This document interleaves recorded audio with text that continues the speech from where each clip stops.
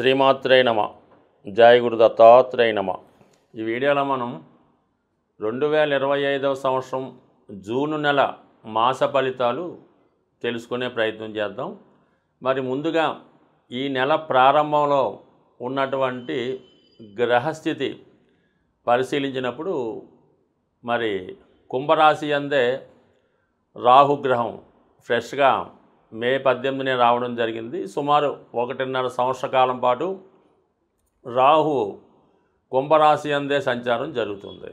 ఇక మేషరాశిలో షష్టగ్రహ కూటమి విడిపోయి సింగిల్గా శని భగవానుడు ఒక్కడే మీనరాశిలో సంచరించడం జరుగుతుంది. ఇంకా 2.5 సంవత్సరాల పాటు అదే రాశిలో అటు ఇటుగా వక్రించినప్పటికీ అదే రాశిలో సంచరించడం జరుగుతూ ఉంటుంది. మరి మేషరాశిలో శుక్రుడు, వృషభ రాశిలో రవి బుధ గ్రహాలు, మిథున రాశిలో మరి కొత్తగా మారినటువంటి మే 15 నుంచి అదే రాశిలో సంవత్సరం పాటు గురుగ్రహ సంచారం మిథున రాశిలో.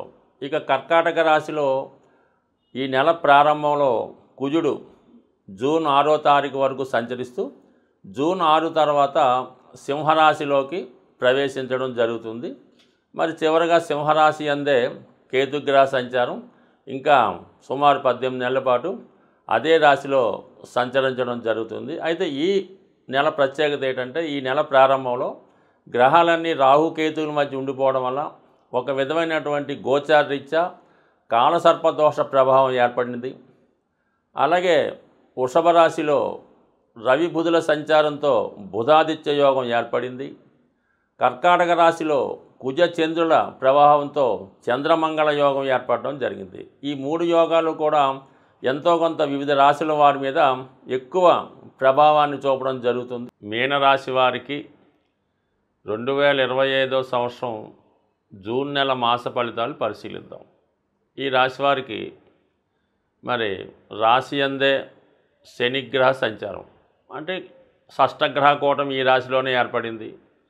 నెమ్మదిగా అది 5 గ్రహాలు 4 గ్రహాలు 3 గ్రహాలు మారి చివరికి శని ఒక్కడే ఏకాకిగా మీనరాశిలో సంచారం చేయడం జరిగింది. అంటే దీన్ని బట్టి ఏంటంటే గతంలో మీ చుట్టూ ఉన్నటువంటి బంధువులు మిత్రులు శ్రేయోభిలాషులు అందరూ కూడా మిమ్మల్ని చాలా వరకు వాడుకొని ఇప్పుడు మిమ్మల్ని ఒంటరిగా చేసి నీ పాటలేవో నువ్వు పడినైనా మాకేమీ సంబంధం లేదని మిమ్మల్ని ఏకాకిగా విడిచిపెట్టినట్టు ఉంది మీ యొక్క స్థితి.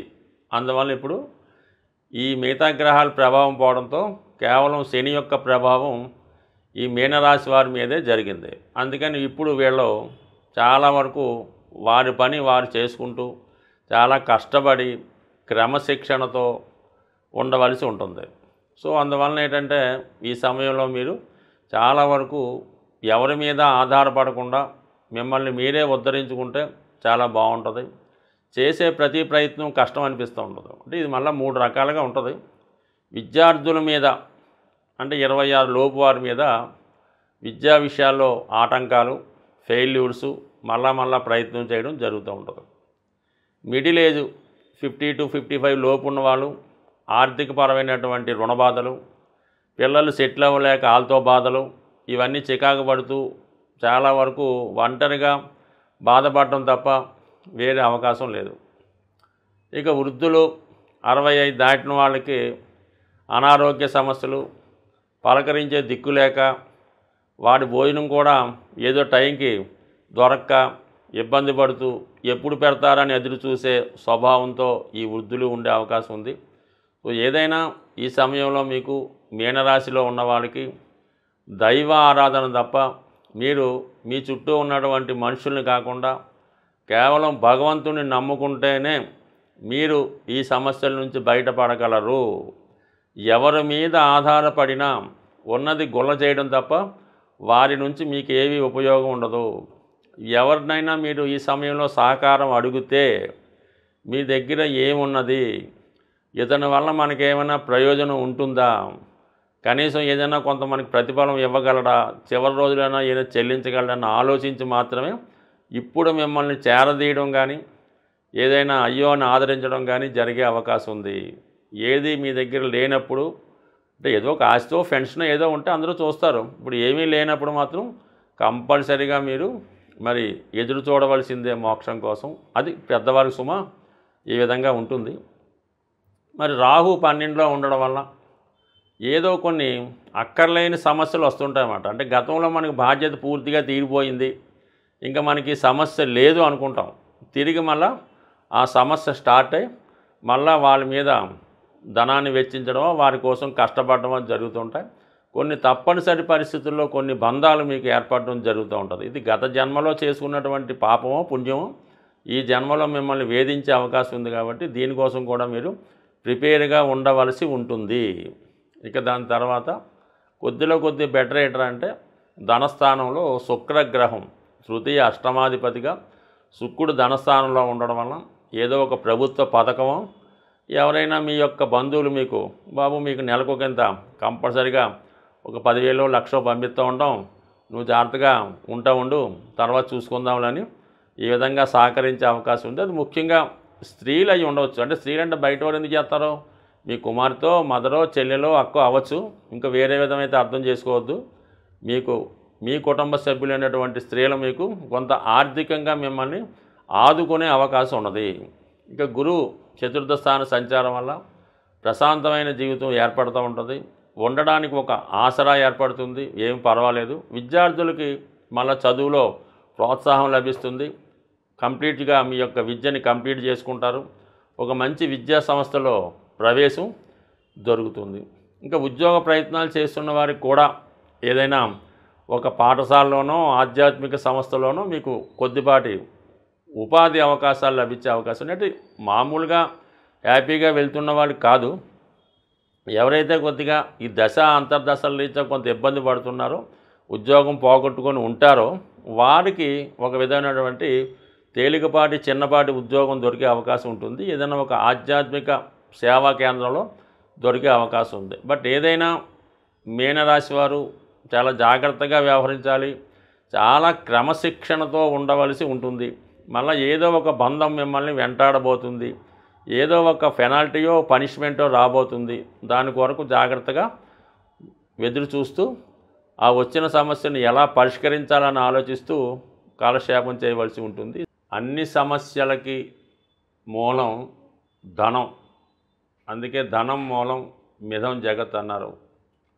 ధనం ఖర్చు పెట్టడం అన్నది చాలా సులభం, సంపాదించడం అన్నది చాలా కష్టం. అయితే ఈ ధనం సంపాదించడానికి ఒక సులువైనటువంటి మార్గాన్ని తెలియజేయడం జరుగుతూ ఉంటుంది. అది మీకు ఈ నెల ఫలితాల్లో ఈ అద్భుతమైనటువంటి ధనయోగాన్ని కలిగించే రెమెడీ మీకు చెప్పడం జరుగుతూ ఉంటుంది.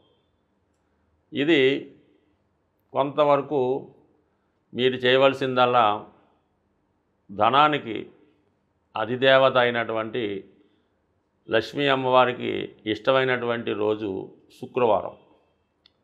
ఈ శుక్రవారం రోజు మీరు ఏం చేయాలంటే ఒక మట్టితో తయారు చేసినటువంటి ఒక జాడీ అనొచ్చు, డబ్బులు దాచుకునే డిబ్బీ కూడా అనొచ్చు. పూర్వకాలం మట్టితోనే తయారు చేస్తూ ఉండేవి ధనం దాచుకునేవి. అందుకని ఈరోజు కూడా పాత ఇళ్ళై పడగొట్టినప్పుడు తవ్వినప్పుడు దొరుకుతూ ఉంటాయి కొంతమందికి. అటువంటి మట్టితో తయారు చేసినటువంటి డిబ్బీ ఒకటి తీసుకోండి శుక్రవారం రోజు.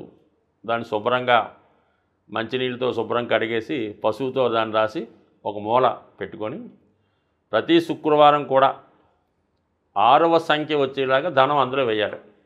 6 రూపాయల, 60 రూపాయల, 600, మీకు ఇంకా ఓపుకుంటే 6,000 అన్నది ప్రతి శుక్రవారం అందులో డ్రాప్ చేయవలసి ఉంటుంది. అందులో వేయాలన్నమాట. పక్కన పెట్టాలి, అది దేవుని దగ్గర పెట్టడం, నమస్కారం పెట్టడం. అయితే ఈ శుక్రవారం రోజు మిగతా డబ్బులు మీరేమీ కూడా ఖర్చు పెట్టకూడదు. ఇందులో వేసిన 6 రూపాయలు మాత్రమే అందులో వేయాలి. మిగతాదంతా కూడా ఆ రోజు ఏ ఒక్క రూపాయి కూడా మీ ఇంటి నుంచి బయటికి వెళ్ళకూడదు. అలాగని ఫోన్పేలు, గూగుల్ పేలు చేయకూడదు. ఆ నియమం మీరు పాటించి ఈ శుక్రవారం మనీ వెళ్లకుండా ఉంటూ ప్రతి శుక్రవారం వీలైతే ఇంక పెంచుకుంటూ వెళ్ళిపోండి. దాని తర్వాత ఒక సంవత్సరానికో ఎంతో దాన్ని ఓపెన్ చేసి దాంతో ఏదన్నా ఈ వరలక్ష్మి వ్రతంకి ఎప్పుడైనా తీసుకోవచ్చు. గోల్డ్ ఏదైనా కొని అది అమ్మవారి పూజకి ఉపయోగపడేలాగా ఇది బంగారు పుష్పాలు ఓ బంగారం కిరీటమో లేదంటే బంగారంతో చేసినటువంటిది ఏదైనా ప్లేటు ప్రసాదం పెట్టడానికో గ్లాసో కొని అమ్మవారి దగ్గరే పెడతా ఉండండి. ఇలా మీరు చేసుకుంటూ పోతే మీరు ₹6 సేవింగ్ మొదలెడితే అది మీరు వారానికి 6 లక్షల దాకా తీసుకెళ్ళినా కూడా మీరు ఆశ్చర్యపడక్కర్లేదు అవుతుంది. దాంతో మీరు చేయవలసిందల్లా ఈ గోల్డ్ కొని ఇది అమ్మవారికి ఏదో వస్తువు కొని పెట్టడం. మళ్ళీ మీకు బాగా మీరు దాన్ని మళ్ళీ మీ ఇంట్లో ఒక అమ్మాయి పుడితే ఆ అమ్మాయికి అంటే అమ్మాయి కూడా లక్ష్మీ స్వరూపం కాబట్టి ఆవిడకి మీరు అవి కానుకగా ఇవ్వచ్చు, బంగారు ఆభరణాలు కూడా ఇవ్వచ్చు. బట్ ఏదన్నా ఈ శుక్రవారం 6 సంఖ్య ఇది కాకుండా మిగతాది కూడా బయటికి వెళ్ళకూడదు. ఇంకా అది ఎంత గొప్ప అవసరమైనా సరే అక్కడతో శుక్రవారం నాడు స్టాప్ చేసి శనివారం మార్నింగే పేమెంట్స్ మాట. ఈ విధంగా చేసి చూడండి. ఇంచుమించుగా నాకు తెలిసి ఈస్ట్ గోదావరి జిల్లాలో అపర కుబేరులు ఉన్నారు. వాళ్ళంతా కూడా ఈ నియమాన్నే పాటిస్తున్నారు. స్వస్తి.